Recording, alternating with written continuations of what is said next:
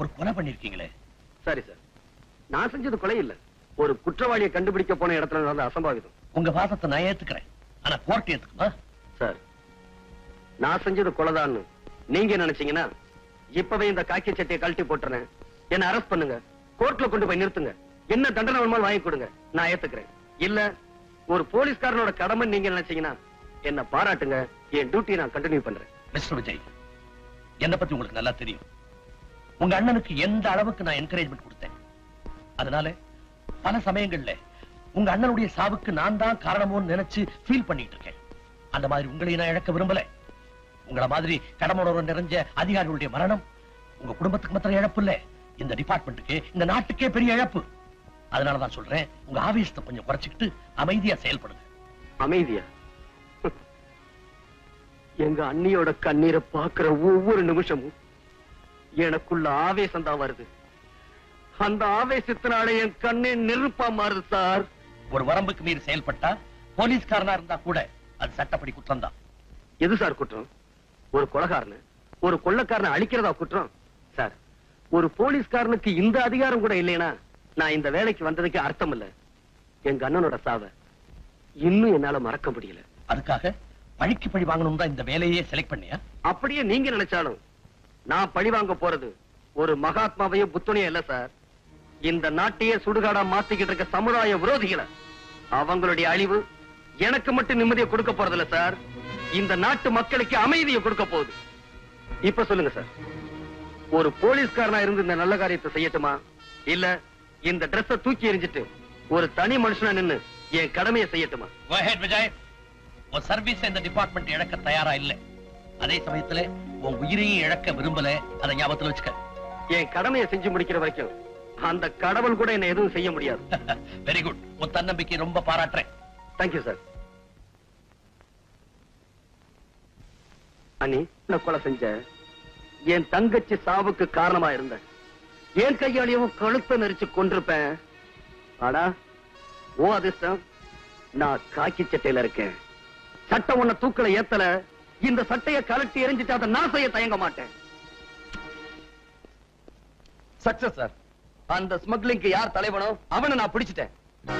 இத்தனை நாளா நடந்துகிட்டு இருந்த அக்கிரமத்துக்கெல்லாம் எவன் காரணமோ அவனை அரெஸ்ட் பண்ணிட்டேன். எங்க அண்ணனை எவன் கொண்டானோ அந்த கொலைகாரனை பிடிச்சு லாக்கப்ல தள்ளிட்டேன். யார சொல்றீங்க? The criminal bastard, godfather of rowdies, cancer of the society, சமுதாய விரோதி ராஜ்.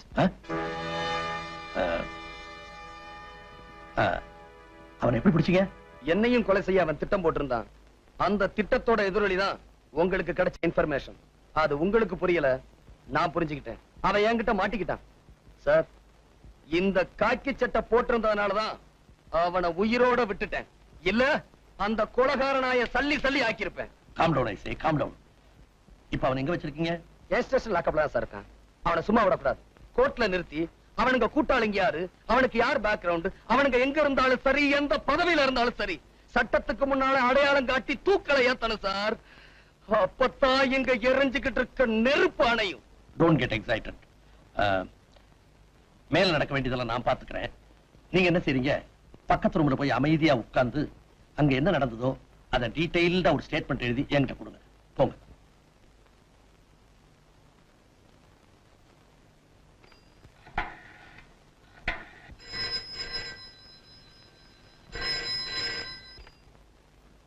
எஸ். ஹலோ, அங்க இன்ஸ்பெக்டர் விஜய் இருக்காருங்களா?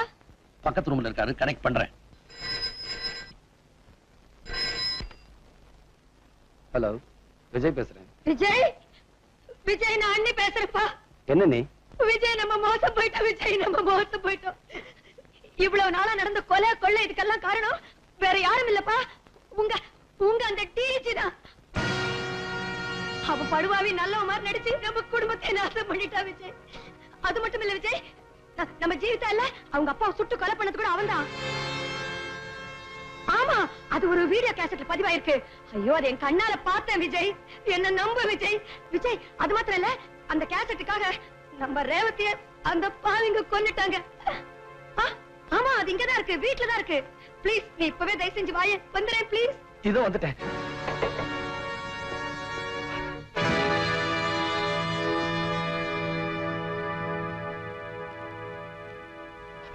என்னப்பா நான் யாரு என்னன்னு உங்க அண்ணி டீடைல்டா சொல்லிட்டாங்களா?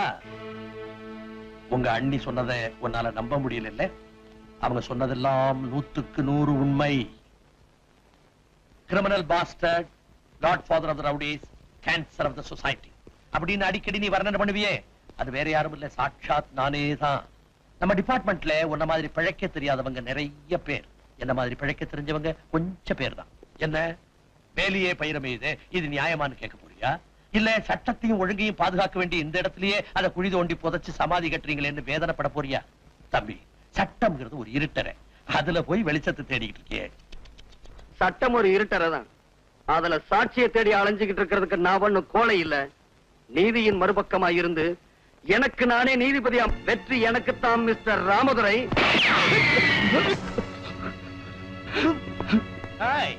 சட்டம் பேசுற சின்ன பையன், உன் கொட்டத்தை அடக்கி இந்த நாட்டுல எங்க பட்டத்தை பறக்க விடுறேன் பாடுற. உன் கோர்ட்டும் லாக்கப்பும் என்ன ஒண்ணும் பண்ண முடியாது. ராஜ், அந்த வீடியோ கேசட் இவனுடைய அன்னிகையில தான் இருக்கு. அதை உடனே நாம கைப்பற்றி ஆகணும், இல்லைன்னா நம்ம எல்லாருக்குமே ஆபத்து. உண்மையை தெரிஞ்சுட்டு அந்த பொண்ணு உயிரோட இருக்க கூடாது. அவளை நான் தீர்த்து கட்டிடுறேன், இவனை நீ கவனிச்சுக்க. கவலையப்படாது, அவனை நம்ம ஃபேக்டரிக்கு கொண்டு போய் சமாதி வச்சிரு. இவன் அண்ணி டெட் பாடியோட நீ அங்க வந்து சேரு.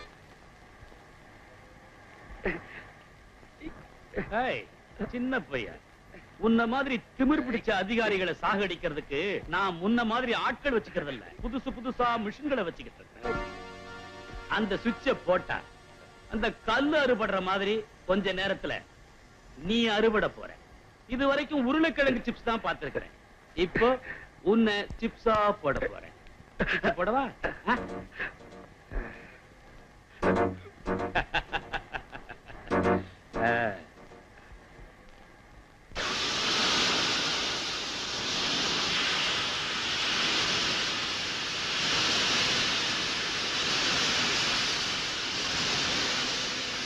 குட்பைடா சின்ன பையா.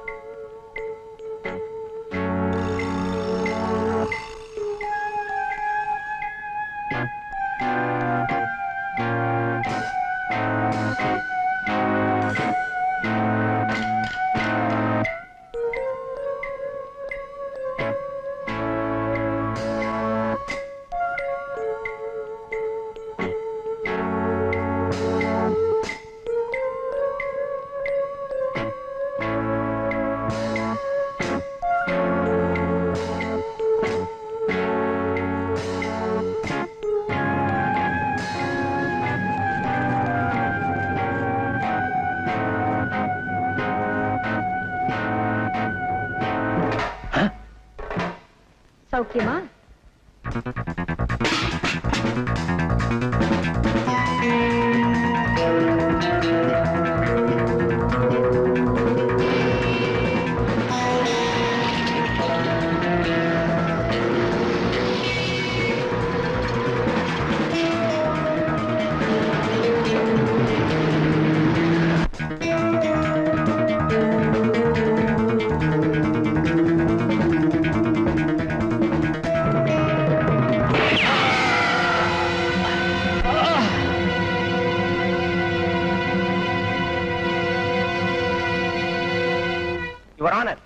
மிஸ்டர் விஜய் செஞ்ச கொலைகளுக்கு கணக்கே கிடையாது.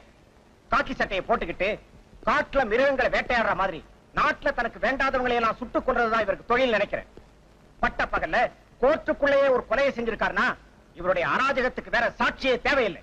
ஆகவே இந்த கொலைகாரனுக்கு அதிகபட்ச தண்டனை வழங்க வேண்டும் என்று கேட்டுக்கொள்கிறேன். இந்த குற்றச்சாட்டுகளுக்கு நீங்க ஏதாவது பதில் சொல்ல விரும்புறீங்களா? இல்ல சார், நான் சட்டத்தை மதிச்சு வாழ்ந்துகிட்டு இருந்தவன், அந்த சட்டம் செத்துறக்கூடாதுன்னு போராடிக்கிட்டு இருந்தவன், சட்டப்படி என் கடமையை செஞ்சுக்கிட்டு இருந்தவன். அதனால அந்த சட்டம் என்ன தண்டனை கொடுத்தாலும் அதை ஏத்துக்க நான் தயாரா இருக்கேன். உங்களுக்காக வாதாட வக்கீல் யாராவது இருக்காங்களா? ஒரு மனுஷன் பிறக்குறான், வாழுறான், சாகுறான்னு இல்லாம அவன் வாழ்க்கை ஒரு சரித்திரமா அமையணும்னு எங்க அண்ணன் அடிக்கடி சொல்லுவாரு. அப்படி ஒரு சரித்திரத்தை என்னால எழுத முடியலனாலும் எங்க அண்ணனோட ஆத்மா சாந்தி அடையக்கூடிய விதத்துல நான் ஒரு சாதனை செஞ்சிருக்கேன்னு நினைக்கிறேன். இதுக்கு மேல வாழணும்னு ஆசைப்படல. அதனால வக்கீல் வச்சு வாதாடி என் உயிரை காப்பாத்திக்க நான் விரும்பல. Excuse me your honour, mister விஜய்க்காக நான் வாதாட வந்திருக்கிறேன். ஒரு அரசாங்க வக்கீல் எதிர்தரப்புல வாதாடக்கூடாதுன்னு உங்களுக்கு தெரியாதா? சாரி யுவர் ஆனர், அரசாங்க வக்கீல்ன்ற பதவியை நேத்தே நான் தூக்கி எறிஞ்சிட்டேன். எஸ் யுவர் ஆனர், ஒரு நிரபராதி தண்டிக்கப்படக்கூடாதுன்ற ஆசையில இந்த கர்ம வீரனை எப்படியாவது காப்பாத்தி ஆகணும் என்ற வெறியில என் வேலையை நான் ராஜினாமா பண்ணிட்டேன். இப்போ ஒரு சாதாரண வக்கீல கேட்கிறேன், இவருக்காக வாதாட எனக்கு அனுமதி கொடுக்கணும். Yes, you can proceed. Thanks your honour. அரசாங்க வக்கீல் நண்பர் வேதாச்சலம் கூண்ல நிக்கிறது யாருன்னு கூட தெரிஞ்சுக்காம கண்ணை மூடிக்கிட்டு குற்றங்களை அடிக்கிட்டே போயிட்டார். நான் ஒரு அரசாங்க வக்கீல், என் கடமையைத்தான் நான் செய்யறேன். எது சார் உங்க கடமை? 1000 குற்றவாளிகள் தண்டனையிலிருந்து தப்பிக்கலாம், ஆனா ஒரு நிரபராதி கூட தண்டிக்கப்படக்கூடாதுன்றத நம்ம தர்மம். காட்டு மிருகங்களை வேட்டையாடுறவனுக்கு பேரு கொலகாரம் இல்ல மிஸ்டர், வேட்டக்காரன். ஒரு ஊரையே கதிகலங்க வச்சுக்கிட்டு இருந்த ஒரு புலிய ஒருத்தன் சுட்டு கொண்டான்னா அவனுக்கு அவார்டு கொடுப்பீங்களா இல்ல கொலகாரன் சொல்லி தூக்கில ஏத்துவீங்களா? நாட்டுல நல்லவங்க வாழணும், கெட்டவங்க தண்டிக்கப்படணும், அதுக்கு தான் நாம படிச்ச சட்டம் பிரயோஜனப்படணும்னு இந்த கோர்ட்ல நான் பல தடவை சொல்லி பார்த்துட்டேன். நம்மள மாதிரி வக்கீலுங்க மனசு வச்சா லஞ்சம், ஊழல், அராஜகம் அழிஞ்சு போய்கிட்டு இருக்கிற இந்த நாட்டுடைய தலையெழுத்தையே மாத்திட முடியும். Mister Chandrasekhar, please come to the point. Yes your honour, பொதுமக்களுக்கு காவலா இருக்க வேண்டியதுதான் இந்த காவல்துறை. இந்த டிபார்ட்மெண்ட்டுடைய deputy inspector general mister Ramadurai யாரு? கொள்ள கூட்டத்துக்கு தலைவன், கொலகாரப்பாவிகளுக்கு சீஃப், கள்ளக்கடத்தலுக்கு பாஸ்.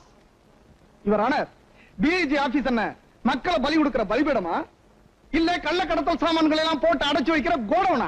அவர் மேல இவ்வளவு குற்றச்சாட்டுகளை சொல்றீங்களே, இதுக்கு உங்ககிட்ட ஏதாவது ஆதாரம் இருக்கா? இருக்கு யுவர் ஆனர். டிஐஜி ராமதுரை ஒரு கொலைகாரன். அதுக்கு சாட்சி அவர் ரத்னசாமியை கொலை செய்யும் போது எடுக்கப்பட்ட இந்த வீடியோ கேசட். ராமதுரை ஒரு கொள்ளைக்காரன், ஒரு கடத்தல் மன்னன். இதுக்கெல்லாம் சாட்சி இந்த ஃபைல்ல இருக்க ரெக்கார்ட்ஸ்.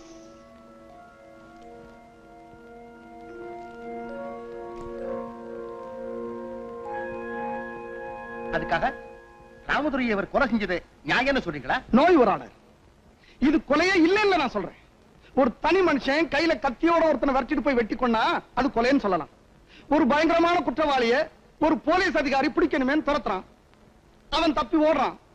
தப்பி ஓடின புலி கடைசியில பதுங்கின இடம் கோர்ட். சும்மாவா பதுங்குச்சு? நோ, அங்கிருந்து துப்பாக்கி எடுத்து போலீஸ்காரன் நெஞ்சுக்க குறி வச்சிருச்சு. என் கட்சிக்காரர் என்ன பண்ணுவாரு? தன்னை காப்பாத்திக்க வேணாமா? எங்க தன்னை சுட்டுடுவானோன்ற பயத்துல அவனை இவர் ஷூட் பண்ணிட்டாரு, அது படாத இடத்துல பட்டு போச்சு, அவர் இறந்து போயிட்டார். இது எப்படி கொலை ஆகும் நான் கேட்கிறேன். இவர் ஆனர், என் கட்சிக்காரோட இன்டென்ஷன் அவனை கொலை பண்ணணும்ன்றது கிடையாது, அந்த கொலைகார பாவிட்ட இருந்து தன்னை காப்பாத்திக்கணுமேன்றதான். இதை என்னால நம்ப முடியல.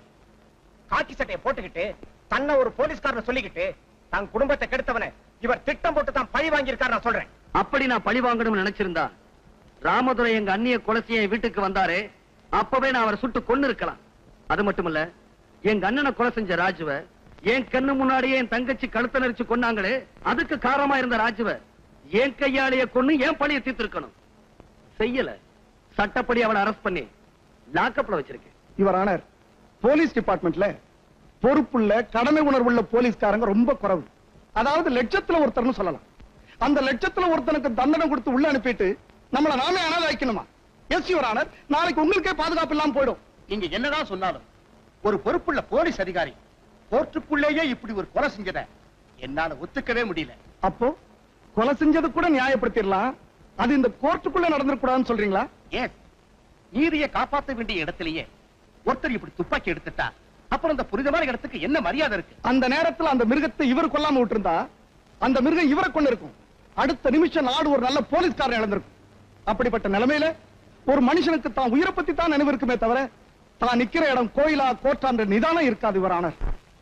ஆகவே யுவர் ஆனர், தன்னுடைய உயிரை காப்பாத்திக்கிறதுக்காகத்தான் இந்த சம்பவம் நடந்திருக்கின்றத தயவு செஞ்சு எண்ணி பார்த்து என் கட்சிக்காரர் இன்ஸ்பெக்டர் விஜய்க்கு மட்டுமல்ல, இவரை போல கடமையே பெருசா நினைச்சு வாழ்ந்துகிட்டு இருக்கிற மத்த போலீஸ் அதிகாரிகளுக்கும் ஊக்கம் தரும் வகையில தங்களுடைய தீர்ப்பு இருக்கணும்னு தாழ்மையா கேட்டுக்கிறேன்.